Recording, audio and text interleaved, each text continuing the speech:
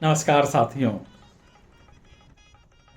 आज बुंदेलखंड के महान योद्धा वीर आल्हा उदल के बारे में बात करते हैं। भारत का इतिहास वीरता, साहस और बलिदान की उन गाथाओं से भरा है जिन्हें सुनकर हर हिंदुस्तानी का सीना गर्व से चौड़ा हो जाता है। महाराणा प्रताप, छत्रपति शिवाजी और रानी लक्ष्मीबाई जैसे नाम तो सभी की जुबान पर हैं, लेकिन बुंदेलखंड की धरती पर जन्मे दो ऐसे शूरवीर भाइयों की कहानी भी कम गौरवशाली नहीं, जिन्हें इतिहास में उतना स्थान नहीं मिला जितना उनकी वीरता को मिलना चाहिए था। ये हैं आल्हा और उदल, जिनकी वीर गाथा आज भी बुंदेलखंड के गांव-गांव में गूंजती है।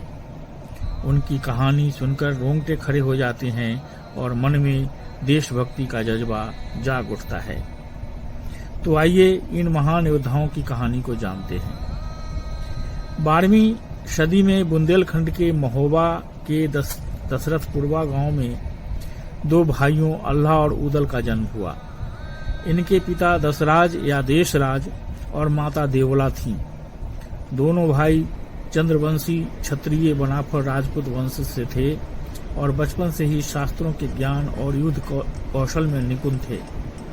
कहा जाता है कि आल्हा को युधिष्ठिर और उदल को भीम या अर्जुन का अवतार माना जाता था, क्योंकि उनकी वीरता और नैतिकता महाभारत के इन पात्रों से मिलती थी। आल्हा धीर, गंभीर, न्यायप्रिय और शांत स्वभाव के थे, जबकि उदल उग्र, दृढ़ निश्चयी और अत्यंत सुंदर थे। उदल की तलवारबाजी इतनी कुशल थी कि वह युद्ध के दुश्मनों के लिए काल बन जाता था। दोनों भाइयों का पालन पोषण चंदेल राजा परमर्दी देव के संरक्षण में हुआ, क्योंकि उनके पिता दशराज की मांडवगढ़ के राजा कलिंगा ने छल से हत्या कर दी थी। इस घटना ने आल्हा और उदल के जीवन को बदला और उन्होंने अपने पिता की मृत्यु का बदला लेने का प्रण किया। आल्हा और उदल की वीरता की कहानी कवि जगनीक द्वारा रचित आल्हा खंड में वर्णित है, जिसमें उनके 52 युद्धों के रोमांचकारी वर्णन है। आल्हा चंदेल सेना के सेनापति बने और उदल उनकी वीरता में उनसे एक कदम आगे थे। दोनों भाइयों ने चंदेल राज्य का विस्तार किया और अनेक युद्धों में विजय प्राप्त की। उनकी सबसे प्रसिद्ध लड़ाई दिल्ली के शासक पृथ्वीराज चौहान के साथ हुई, जो 11वीं सदी में बुंदेलखंड को जीतने के इरादे से महोबा पर आक्रमण करने आए। उस समय महोबा चंदेलों की राजधानी थी। बैरागढ़ में हुए इस भयंकर युद्ध में उदल ने अद्भुत पराक्रम दिखाया, लेकिन पृथ्वीराज के सेनापति चामुंडा राय ने पीछे से वार कर उदल को वीरगति प्रदान की। उदल की मृत्यु की खबर सुनकर आल्हा क्रोध में आग बबूला हो गए। वह पृथ्वीराज की सेना पर बिजली की तरह टूट पड़े। लगभग 1 घंटे के भीषण युद्ध के बाद आल्हा और पृथ्वीराज आमने सामने आए।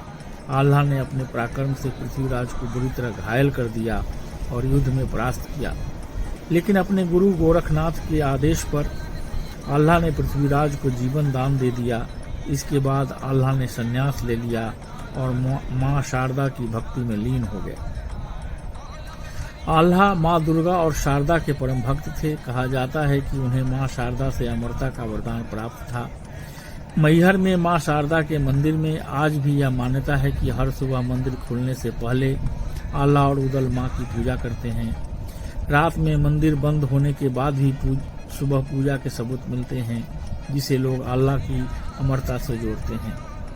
मंदिर में आल्हा की तलवार के अवशेष आज भी मौजूद हैं, जिसे कोई सीधा नहीं कर पाया। उदल न केवल वीर योद्धा थे, बल्कि अत्यंत सुंदर भी थे। उनकी प्रेम कथा भी उतनी ही रोचक है। एक बार नरवर में घूमते हुए उदल ने राजा मकरंदी की बहन राजकुमारी फुलवा को देखा और दोनों में प्रेम हो गया। इस प्रेम कथा ने उनकी वीरता की गाथा को और भी रोमांचक बना दिया। आल्हा और उदल की वीरता आज भी बुंदेलखंड की संस्कृति का अभिन्न हिस्सा है। सावन के महीने में हर गांव गली में आल्हा खंड के गीत गाए जाते हैं। पंक्तियां जैसे बड़े लड़ैया मोहबे वाले, खनक खनक बाजी तलवार और पानीदार यहाँ का पानी, आग यहाँ के पानी में आज भी लोगों की जुबान पर है। महोबा में सामाजिक संस्कार इनके बिना अधूरे माने जाते हैं। लोग अपने बच्चों के नाम भी आल्हा खंड से प्रेरित होकर रखते हैं। आल्हा की सेना में सभी वर्गों के लोग शामिल थे, जैसे लला तमोली, धनुआ तेली और रूपन बारी, जो उनकी समावेशी नीति को दर्शाता है। उनकी वीरता ने न केवल युद्ध के मैदान में बल्कि सामाजिक न्याय और एकता के क्षेत्र में भी मिसाल कायम की। आल्हा और उदल की कहानी केवल वीरता की नहीं बल्कि देशभक्ति, भाईचारे और बलिदान की भी है। उन्होंने अपने स्वामी और मातृभूमि के लिए सब कुछ समर्पित कर दिया। उनकी गाथा हमें सिखाती है कि सच्चा योद्धा वही है जो अपने कर्तव्य और नैतिकता के प्रति अडिग रहता है। आल्हा का संन्यास लेना और पृथ्वीराज को जीवन देना उनके उच्च चरित्र को दर्शाता है। आज भी महोबा में ऊदल चौक पर लोग घोड़े पर सवार होकर नहीं गुजरते, क्योंकि यह उनके सम्मान का प्रतीक है। उनकी कहानी हमें यह भी सिखाती है कि आपसी एकता के बिना कोई भी देश विदेशी आक्रमणों का सामना नहीं कर सकता। यदि पृथ्वीराज, जयचंद और आल्हा उदल जैसे योद्धा एकजुट होते तो शायद भारत का इतिहास कुछ और होता। आल्हा और उदल की वीर गाथा बुंदेलखंड की मिट्टी में बसी है। उनकी कहानी साहस, बलिदान और भक्ति का अनुपम उदाहरण है।